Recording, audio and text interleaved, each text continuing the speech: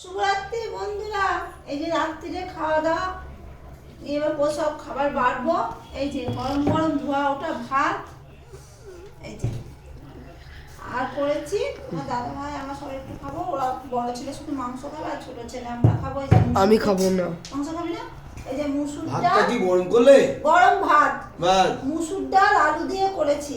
ডুমো ডুমো করে আলু দিয়ে বলছি, নামানোর সময় কাঁচা সরষের তেল, কাঁচা লঙ্কা চিড়ে, নুন দিয়ে আর একটু তেল দিয়ে নামিয়েছি। মুসুর ডাল সেদ্ধ আর ও বেলার মাংস আছে।